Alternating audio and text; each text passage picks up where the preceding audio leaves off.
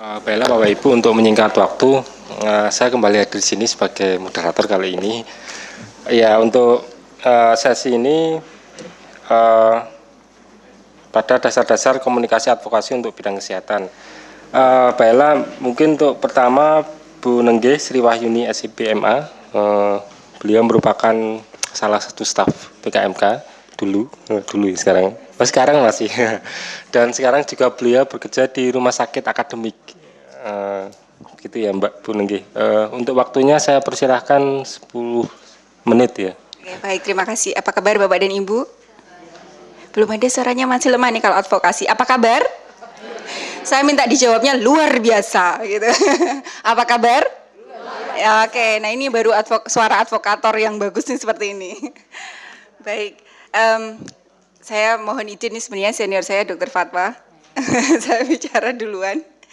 Ya, Bapak dan Ibu, tujuan dari sesi ini selama 10 menit, semoga nanti paling tidak sedikit mengena. Jadi yang pertama bagaimana keterampilan komunikasinya, kemudian ada keterampilan komunikasi dalam jaringan, nanti hanya sedikit, kemudian yang terakhir adalah bentuk kegiatannya. Nanti kami berdua akan melengkapi, terutama saya melengkapi nanti dari substansi yang disampaikan oleh Dr. Fatwa. Nah, Bapak dan Ibu, saya ingin ini mengutip sebuah kalimat ya, bahwa apabila kita mempunyai sebuah ide yang cukup brilian, namun apabila tidak disampaikan secara bagus, jadi keterampilannya komunikasi dalam menyampaikan komunikasi kurang tepat, sasaran atau tidak disampaikan dengan baik, maka ide itu tidak akan berarti apa-apa. Kira-kira setuju atau tidak? Setuju ya? Sehingga nanti komitmen kita bagi Bapak Ibu yang duduk di sini, keluar dari ruangan ini, pulang nanti sudah cara komunikasinya bagus, begitu ya. Kalau biasanya yang lemah lembut, selamat pagi ya, nanti harus semangat, karena semangat itu menular. Kalau tadi kita melihat 3 narasumber, Bu Tuti ini, beliau sudah puluhan tahun kita berkolaborasi ya Bu. Beliau itu memang begitu, kalau bicara langsung semangatnya luar biasa. Akhirnya yang kita tadinya ngantuk itu jadi ikut, oh iya ya, semangat banget begitu. Nah, ini salah satu trik untuk kita bisa didengarkan suaranya. Nah, ini kita lewatin saja. Jadi saya hanya menekankan bahwa advokasi ini di sini Bapak dan Ibu merupakan komunikasi lanjutan. Jadi komunikasi dasar, kalau kita ingin berbicara dengan baik, kita tahu dasar-dasar komunikasinya seperti apa. Nah, kemudian ini saya lewati juga, saya lewati saja ya. Jadi ini teori dasar, kalau komunikasi ada pesan, ada orang yang menyampaikan, siapa yang mau kita maui untuk mendengar pesan kita. Nanti banyak Bu Fatwa akan bicara itu. Nah, advokasi dalam perspektif komunikasi, tadi sudah sedikit ya tentang komunikasi persuasif, jadi dia merupakan salah satu jenis komunikasi persuasif. Kemudian ini penting, bahwa advokasi dilakukan oleh sekelompok orang, jadi tidak bisa dilakukan sebagai person sendiri. Jadi harus sekelompok orang dengan agenda tertentu, isu strategi, dan tadi sempat disampaikan ya, ada pada waktu diskusi, saya menyampaikan sebuah isu tapi kok nggak didengarkan. Artinya apa? Artinya isu itu tidak menjadi agenda setting bagi para pengambil kebijakan. Nanti cara-caranya seperti apa, analisisnya bagaimana, Dr. Fatwa akan memaparkan. Kemudian strateginya, yang pertama di sini kompeten dalam komunikasi interpersonal. Nah, ini cukup dasar. Jadi bagaimana seorang entah itu peneliti atau komunikator yang menyampaikan sebuah pesan untuk advokasi, secara performance dia dipercaya dulu. Kalau mohon maaf datang dengan performance yang orang tidak meyakinkan, orang mempertanyakan ini benar enggak yang disampaikan, seperti itu. Sehingga kompetensi komunikasi interpersonal ini menjadi penting. Nah, apa saja itu ada, kalau dari teorinya ada verbal, ada non verbal. Kalau verbal bagaimana kita berbicara, apakah kita gagap, kita gugup, kita kalau ngomong dengan ketemu banyak orang sudah yang nerdek begitu. Nah, di PKMK ini kami ada laboratorium leadership dan komunikasi yang mengembangkan itu. Dan ternyata lucu-lucu begitu. Jadi kalau begitu praktek baru ketahuan, misalnya ngomong di depan orang itu ternyata gayanya macam-macam. Ada yang tidak melihat ke audiens, jadi berbicara tapi melihatnya ke langit-langit. Jadi saya di sini menyampaikan sebuah advokasi, tapi tidak melihat audiens. Setelah kita cross check, Bapak tadi ini videonya kan ada reviewnya menggunakan video. Oh saya nggak sadar katanya. Oh nggak sadar ya. Atau berbicara dalam sepanjang waktu presentasinya itu tangannya di belakang gitu, di dua-duanya di belakang. Setelah kita tanya, ya nggak sadar juga. Nah ini banyak sekali apa ya istilahnya nonverbal atau habit atau perilaku yang sebenarnya tidak disadari pada waktu kita berbicara dengan orang lain. Itu komunikasi interpersonal. Jadi menjadi dasar. Nah, kemudian yang saya kasih warna merah, sampaikan pesan secara sederhana dan jelas. Termasuk memahami budaya yang sesuai. Nah, kalau di Jogja kebetulan ini Pak Anung tidak ada. Beliau tadi menggunakan jargon bahasa Jawa. Non sewu, injih. Nah, itu budaya kami memang begitu. Jadi kalau menghadap ke gubernur yang kebetulan Sri Sultan tidak mungkin kemudian Bapak kami mau menghadap. Nah kan nggak mungkin. Itu kita menggunakan bahasa Jawa yang halus gitu. Ini gubernur kami. Nah mungkin akan berbeda dengan di USU atau di mana. Di sana mungkin nggak perlu non sewu injih, itu nggak mungkin. Ngomong apa ini kau? Ini nggak misalnya seperti itu, budayanya berbeda. Nah ini Bapak dan Ibu, kita mengembangkan jaringan advokasi berbasis teknologi. Ini gambar ini saya ambil dari bukunya Nicholas dan bukunya judulnya Connected. Nah, buku ini menggambarkan sebuah media sosial yang kita tahu ya bahwa media sosial itu punya manfaat dan keuntungan yang luar biasa. Namun di balik itu juga ada kerugian bagi penggunanya apabila tidak digunakan secara bijaksana. Nah di gambar ini bagaimana mengembangkan dengan teknologi ini digambarkan bahwa jejaring sosial itu sesuatu yang indah tapi rumit. Pokoknya kayak hubungan interpersonal manusia laki-laki dan perempuan begitu. Indah tapi rumit gitu ya. Nah ini ternyata sifat dasar manusia ini ada juga di dalam jaringan untuk yang terutama untuk media sosial, karena yang diatur di situ, yang berlaku di situ adalah sebenarnya hubungan interpersonal komunikasi, tapi menggunakan media. Sehingga apabila nanti Bapak dan Ibu ingin memanfaatkan teknologi ini untuk kemudian melakukan advokasi, bisa, namun harus dipahami apa keuntungannya, apa kelemahannya. Sekarang banyak sekali kasus-kasus orang dibully di media sosial. Baik, nah untuk selanjutnya adalah advokasi strategi yang saya ingin tekankan di sini poin nomor 4, internal ownership. Ini maksudnya bagi tim advokasi ini masing-masing harus menyadari atau memahami pesan yang disampaikan. Karena kadang-kadang satu tim advokasi ini satu sama lain berbeda persepsi atau tidak paham dengan pesan yang di-create itu sendiri. Secara teori semua yang ada terlibat di dalam tim itu benar-benar percaya dengan pesan yang disampaikan. Nah, caranya dengan apa? Tadi sudah sempat disampaikan juga di pembicara di sesi sebelumnya tentang fakta-fakta yang digunakan. Jadi jangan pernah kita percaya takhayul. Oh katanya, nggak boleh. Harus dengan data, harus dengan fakta yang akurat. Kemudian communication plan yang di poin 7, selain jenis advokasi yang dipilih, kemudian media apa yang dipilih, kami selalu membuat plan B. Jadi kalau ada plan A, plan B-nya bagaimana, kalau perlu ada plan C, plan D dan sebagainya. Nah itu ada langkah-langkahnya nanti. Ini contoh pengawasan pesan ya, artinya ada jelas ya, berapa ukurannya, kemudian kapan akan dicapai, seperti itu. Atau juga bisa menggunakan gambar. Nah biasanya ada satu buku judulnya 7 dosa besar membuat PowerPoint kalau nggak salah, saya ada ini ya kopi bukunya, nanti kalau Bapak Ibu pengen kopi, 7 dosa besar membuat PowerPoint. Saya bukan menyampaikan dosanya, tapi menyampaikan apa yang di situ disampaikan bahwa gambar itu, satu gambar bisa bermakna 1000 kata. Nah ini yang kita barangkali nanti dengan data itu juga cukup berbicara. Ada buku WHO juga judulnya How to Make the Data Talk begitu. Baik. Nah tadi ya jenis advokasi ada lobby. Lobby itu advokasi langsung kepada pembuat kebijakan. Tadi Pak Anung sempat menyampaikan bagaimana kita secara informal mendekati orang-orang yang bisa dipengaruhi. Jadi orang-orang tanda kutip ya. Jadi secara informal dulu itu kita menggunakan lobby. Tapi lobbynya jangan yang cheating ya. Jadi bukan lobby yang dalam arti negatif. Kemudian grassroots advokasi, memobilisasi masyarakat tertentu untuk mendukung melalui aksi tertentu. Di Kulon Progo tadi dicontohkan dengan didatangkan motivator gitu. Motivatornya suruh ngapain tadi Bu? Untuk mendukung program kan ya? Oke, ya. untuk tidak minta uang. Nah ini ada cara-cara tertentu Bapak Ibu untuk grassroots advokasi. Kemudian yang ini partnership development itu memanfaatkan pengaruh organisasi lain dan media.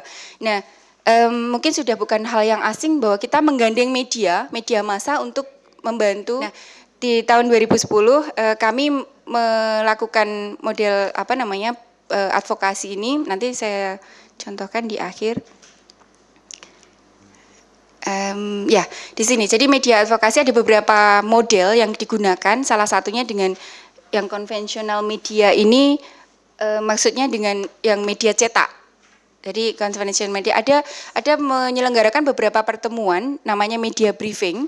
Media briefing itu kami mengumpulkan teman-teman wartawan yang dia memang di topik kesehatan, kemudian di briefing bagaimana mereka tentang sebuah isu tertentu. Waktu itu tentang undang-undang rumah sakit waktu itu ya. Nah, kemudian kita berikan setiap hari begitu, bukan setiap hari, secara reguler.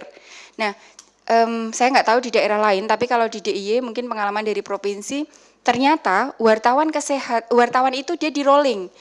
Dari yang kami lakukan ini tahun 2010 ada 3 kategori. Yang pertama menggunakan yang face to face, ada interpersonal komunikasi, kemudian grup komunikasi, ini face to face. Kemudian yang kedua konvensional media, dan yang ketiga adalah new media.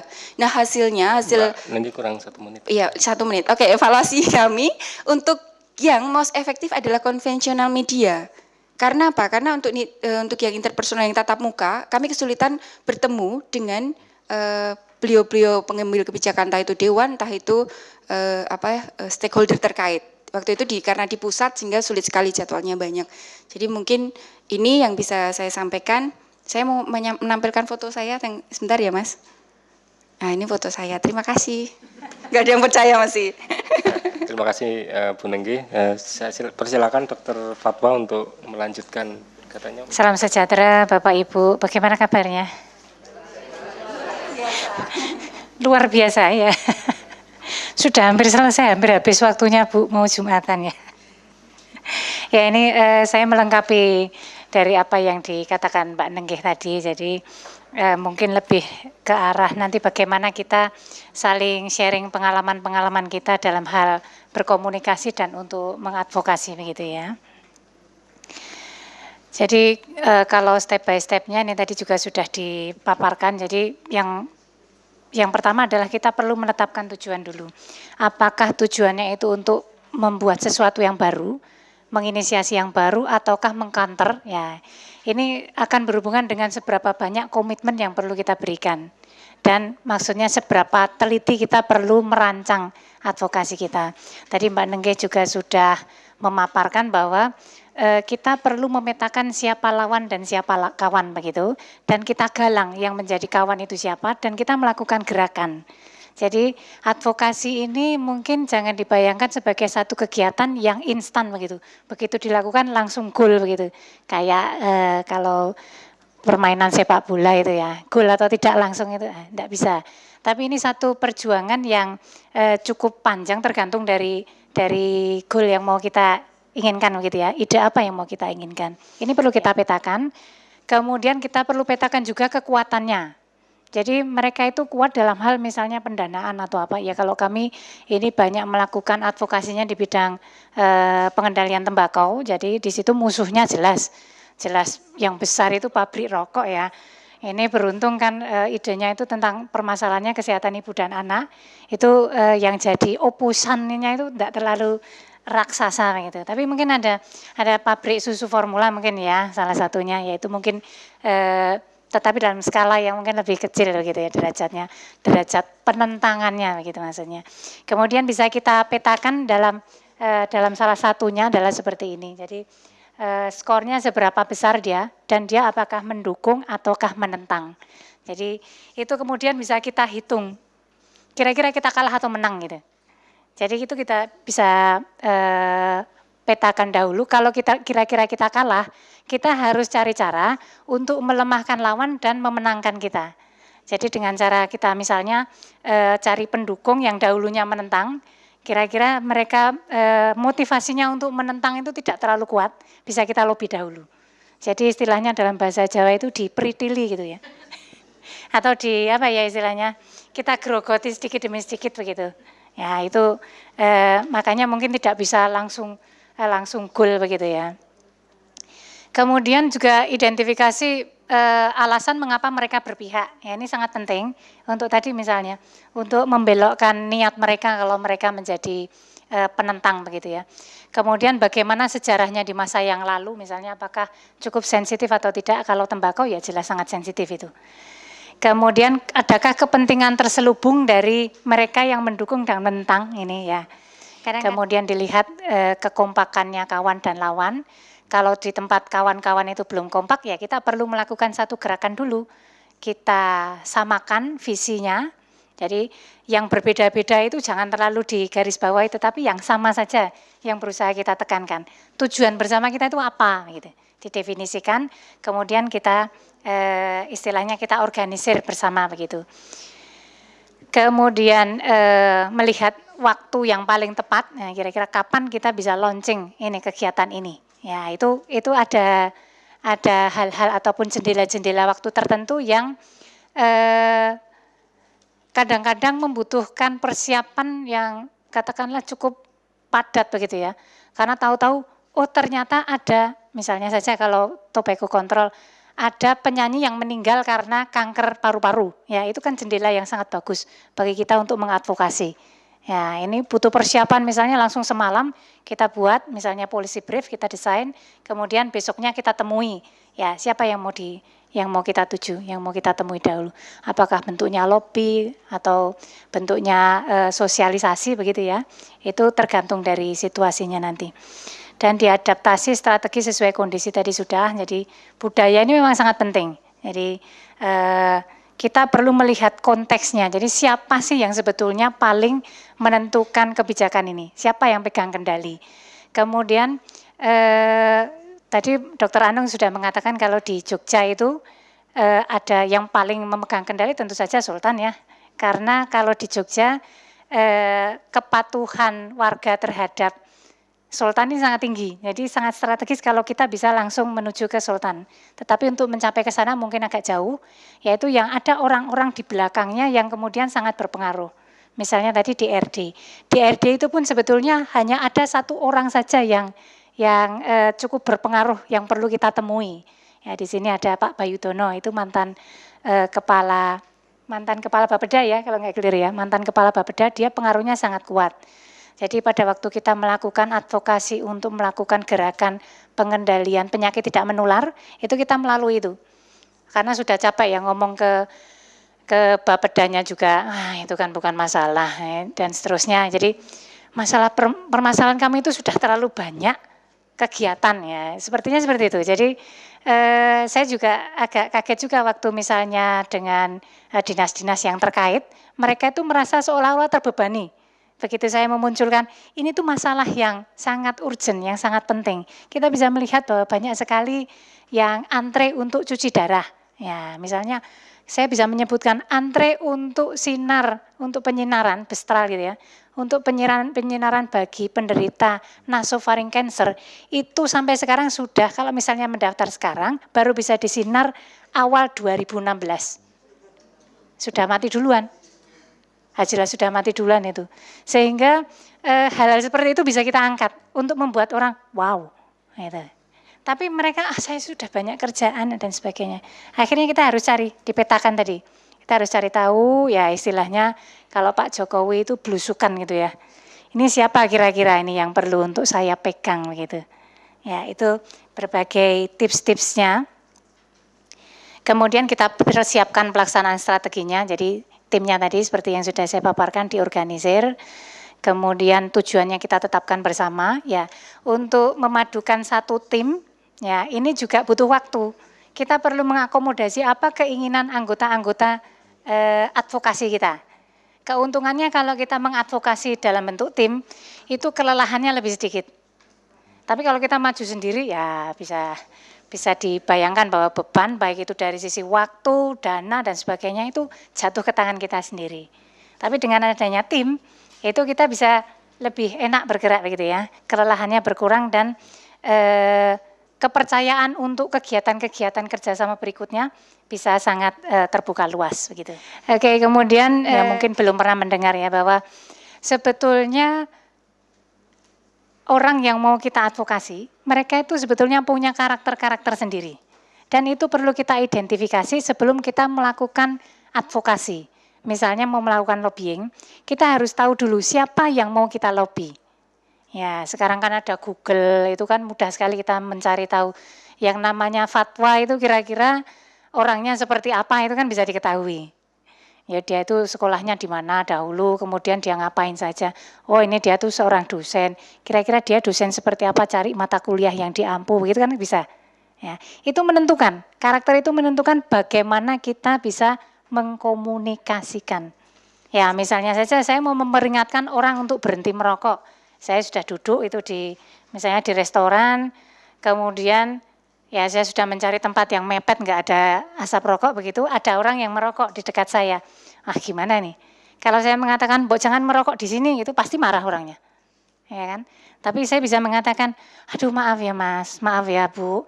Ini saya itu punya sakit napas, saya sesak kalau kena." Ya orang itu sudah langsung, belum saya minta udah langsung ya. "Oh maaf." Ya. Itu bagaimana cara kita mengkomunikasikan, itu akan sangat menentukan. Ya, tapi kita lihat karena itu di Jogja. Kalau di Jogja orang itu kan istilahnya mati kalau di pangku ya. Tapi kalau disuruh itu malah nggak mau. Ada 4 tipe karakter sasaran komunikasi. Yang pertama orientasi tindakan, orang yang berorientasi pada tindakan. Yang relatif ingin pokoknya urusan cepat selesai, gitu. Ya, ini nanti kita bisa mencocokkan kira-kira kita masuk mana begitu ya. Yang kedua, orientasi proses.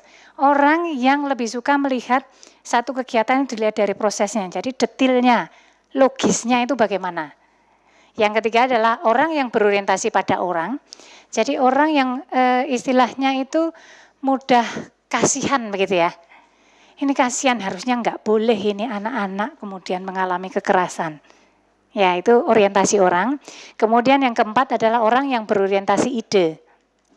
Jadi dia sukanya pada ide-ide yang inovatif begitu. Ya, itu akan mempengaruhi. Yang pertama yang berorientasi tindakan, ini lebih fokus pada hasil yang dicapai karena dia maunya kan cepat selesai. Jadi kita harus cari tahu dulu, ini hasilnya tuh apa nanti kalau Anda mengadopsi ini. Jadi disingkat, unsur kepraktisannya apa. Yang kedua adalah yang orientasinya pada proses, ya yang harus kita paparkan detailnya dan logisnya. Kalau yang berorientasi pada hubungan, ya ini kita harus berbicaranya sifatnya informal dahulu. Karena biasanya mereka tidak begitu tertarik dengan ide yang brilian begitu. Tetapi ini dampaknya bagi orang banyak itu bagaimana. Jadi lebih diarahkan ke arah sana. Sedangkan yang berorientasi pada ide ini tertarik pada ide yang inovatif. Jadi kita harus bisa membungkus ide kita dalam suatu hal yang kebaruannya itu apa? Loncatannya itu apa?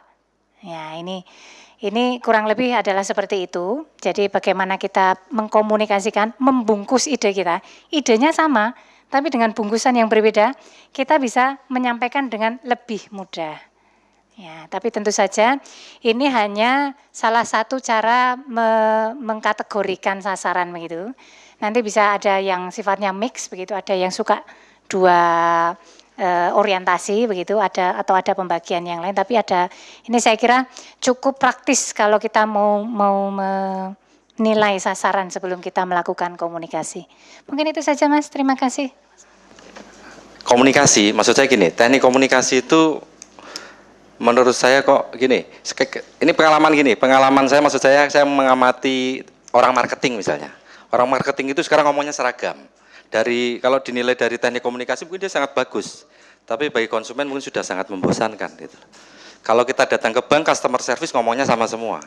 Satpam sekarang buka pintu pasti ngomongnya silakan masuk. Itu kan teknik-teknik komunikasi yang bagus tapi membosankan gitu. Jangan-jangan sekarang ini yang diperlukan justru personalisasi gitu loh, bukan keseragaman sih. Terus yang kedua, tadi Bu Fatwa sudah menyampaikan bahwa sebetulnya mungkin nggak ada orang yang betul-betul ekstrim ya. Saya orientasinya hasil, saya orientasinya proses. Mungkin saya dua-duanya. Itu mungkin agak susah kalau kita mau advokasi ke dewan, karena dewan itu kan sangat banyak gitu. Saya ingat kuliahnya Bu Fatwa dulu juga waktu saya menjadi mahasiswanya itu, kalau di promosi kesehatan selalu dilakukan 3 hal, yaitu pemberdayaan, advokasi, dan mediasi. Maka faktor mediasi menjadi penting ketika ada pertentangan. Karena saya yakin Bu, strategi tadi ya Bu, Ibu mungkin tadi mengamati strategi lawan, tapi lawan juga pasti akan mengetahui strategi kita. Strategi anti tembakau pasti kalah dana dengan pabrik rokok, sehingga pasti kontra spionasenya jauh lebih bagus daripada spionasenya. Makanya mediasi menjadi faktor yang utama saya kira kalau mau mengubah perilaku, sehingga smoking area itu kan saya kira salah satu solusi mediasi untuk agar area publik tetap bebas rokok, tapi kemudian dapat kompromi dengan smoking area, kan gitu kan artinya. Artinya sebetulnya advokasi di sini menjadi hal yang, karena dua-duanya advokasi kan, rokok dan pabrik rokok kan advokasi, maka mediasi menjadi faktor yang menurut saya justru paling penting dibanding faktor advokasi dan pemberdayaan. Masalahnya tampaknya mustahil advokasi berdiri sendiri tanpa upaya pemberdayaan dan mediasi. Terima kasih. Jadi kenapa dulu muncul akhirnya seragam? Sebenarnya dari ujung-ujungnya adalah customer satisfaction. Bagaimana customer itu puas. Dulu bank itu tidak seperti itu. Dulu mencari pembeda. Pembedanya dapat, tapi kemudian direplikasi, artinya di copy paste dengan yang sama, akhirnya ini kok sama sih. Nah, itu sebenarnya hanya untuk mencari perhatian, Pak. Mencari perhatian sehingga orang merasa diuangke ya, sehingga dia puas begitu. Sehingga memang interpersonal ya, saya setuju. Terima kasih Pak Lutfi. Dr. Fatwa ada. Terima kasih. Ya, memang yang salah satu yang penting juga adalah mediasi. Saya setuju Pak Lutfan. Pak Lutfan. Lutfi Ghazali. Maaf. Jadi memang karena topiknya kali ini kita advokasi, jadi yang saya paparkan memang lebih banyak ke advokasi. Tetapi advokasi ini memang tidak bisa hanya berupa lobby saja atau satu kegiatan yang terpisah saja. Jadi untuk bisa merubah satu kebijakan dan untuk bisa agar perilaku di dalam masyarakat itu berubah, memang cara-caranya itu banyak sekali, mulai dari yang upstream sampai yang downstream. Yang upstream yang bisa sampai ke orang banyak itu memang kebijakan. Kemudian ada yang downstreamnya itu yang satu persatu masyarakat berusaha kita rubah, itu lebih ke arah kayak konseling, kayak seperti itu, kayak edukasi. Jadi memang sangat penting, kombinasi berbagai macam strategi ini memang sangat penting. Jadi mediasi ini bisa menjadi salah satu memang. Jadi dengan dulu kita pernah juga melakukan ini advokasi ke dewan untuk jadi bagaimana agar ada peraturan merokok sebagai salah satu sumber pencemaran lingkungan. Ya, waktu itu digodok undang-undang untuk itu, dan kita kemudian melakukan advokasi ke dewan. Tapi ya itu tadi dewan ya, namanya dewan ya waktu itu ya. Kita melakukan paparan begitu, mereka lebih banyak lihat HP-nya. Foto. Jadi rupanya orientasi mereka itu bukan pada orientasi bahwa aturannya ini penting. Tapi lebih pada mereka ingin terlihat bagus di depan konstituennya. Orientasinya itu. Jadi ya kita harus membungkus dengan cara bahwa supaya konstituennya itu tertarik. Mungkin itu saja. Jadi memang ini bukan satu-satunya strategi. Terima kasih. Ya, terima kasih Dr. Fatwa. Baiklah Bapak Ibu, terima kasih atas perhatiannya. Saya ucapkan terima kasih dan wassalamualaikum warahmatullahi wabarakatuh.